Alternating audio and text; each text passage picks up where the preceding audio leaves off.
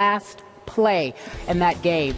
Drew Brees completes a Hail Mary pass to Jimmy Graham, but they call pass interference. That actual completion, they would have won the game. Take a look. They go to overtime.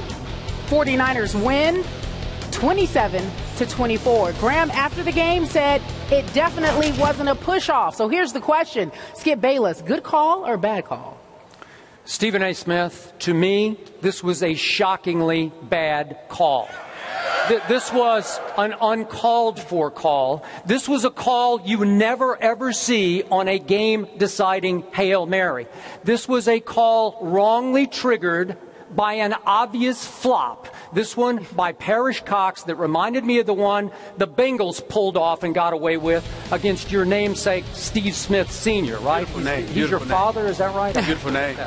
Yeah. Steve Smith, as you remember the recent game in Cincinnati that cost the Ravens the game.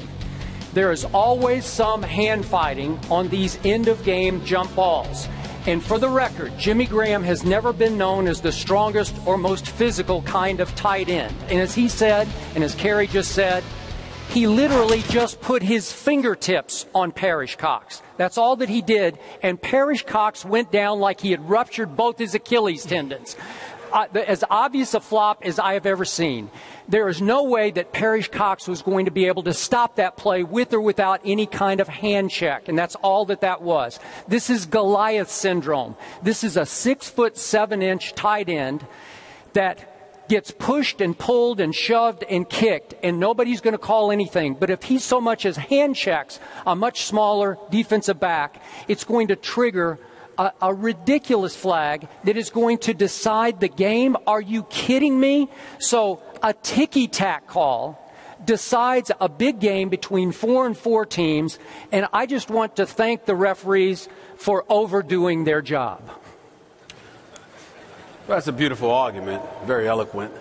You deserve kudos for that. And correct. Thank you. But the bottom line is this, as we sit here this morning before our servicemen and women, one of the things that we love and that they epitomize is not just excellence, but consistency. And for somebody who religiously comes on the national airwaves and talk about letter of the law, I love the hypocrisy that you're spewing in front of our face right now. The fact of the matter is, you are absolutely right. It was a ticky-tack call. Thank you. But to the letter of the law, when you see Jimmy Graham put both of his hands on Cox and extends his arm, that is a push-off. Now, the fact that Cox sold it, and he sold it better than some actors in Hollywood, that's your problem. But the fact is, there is no doubt that hands were laid upon him and he was pushed. Now, of course, I thought he was selling it. He engaged in a bit of histrionics and all that other stuff. I understand that. There he went. I'm talking. I know. I just had to see him go down again. The point is, don't act like it didn't happen. Just be upset that it should not have been called because it was ticky-tack, but don't act like it didn't happen. It did happen. Jimmy Graham did push off. And oh, by the way, you can sit there and act like Jimmy Graham is all weak himself. The brother's like 6'6", about 6'6", 6'7", about 230 or something. I mean, I don't think he's a weakling. It wasn't like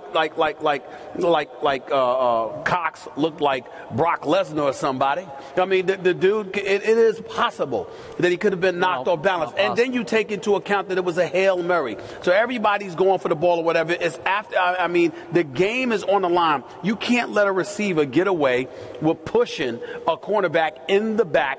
Defenders have enough of a problem in this day and age. You got to make sure you tackle dudes just right. You hit them too high, it's a problem. You hit them too low, it's a problem. You hit them with your helmet, it's a problem. I've seen guys perfect hit with shoulder pads that's caving dude's chest in, and they're still called for a penalty. As the great Ray Lewis, our commentator, a future Hall of Famer, a 2-time Super Bowl champion, religiously laments, defenders aren't even allowed to defend. So I applaud the fact that for once an offensive player gets called on the carpet for something that happened to the New Orleans Saints. And let's keep in mind, it's not like they're 8-2 or 8-1 or 7-2 or something. These boys are 4-5. They've been mediocre all season long. Get over it.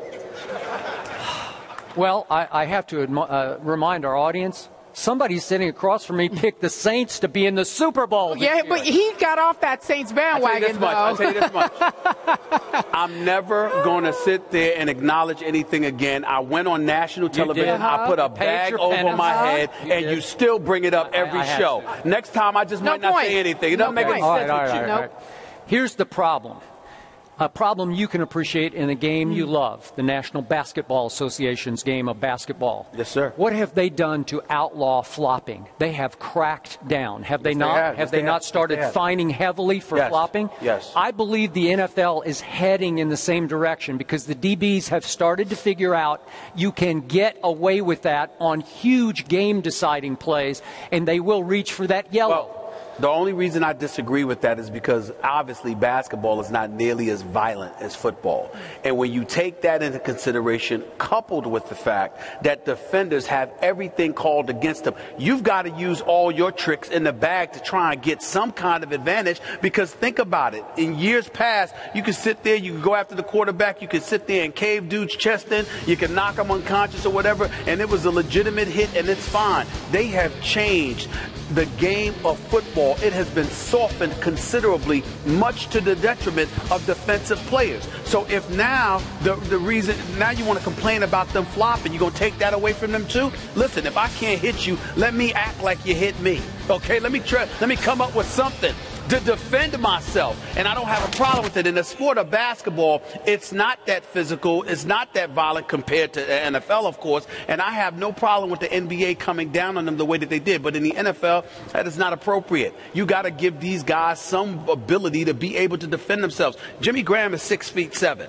And this guy, you got to push off this guy to get the football? Why don't you bring that up? Why don't you bring up the fact that he had about a 5 to 6 inch advantage, height advantage on the guy, but still felt the need to push off? What are you pushing off at all for? So help me out here. Go over him. So Parrish Cox, you dunking on a ball on a goalpost before they find you. So Parrish Cox is going to be out, what, 4 to 6 weeks after that handshake? No, that's not the issue. The issue is that if you can grab a touchdown and you can dunk it over the goalpost before they outlawed that and find you, you can jump over a guy that you got a 6 foot height advantage on. You didn't need to push him off to begin with. Now you have pushed me to say Jimmy Graham is soft as a tight end. He's just soft, and now you're going to penalize him for a physical play. He doesn't block anybody. He runs from people. That is not the point. According to you, the letter of the law, you could see him put his hands on a guy. You could see his arms extended. I'm not saying that the guy didn't do an acting job. I'm saying you're 6'7". You didn't have to put your hands on him at all. You could have went up and got it. That's like you going in for a layup, using the basketball analogy that you brought up. It's like you going in for a layup and worried about Skip Bayless blocking your shot when you're 6'7".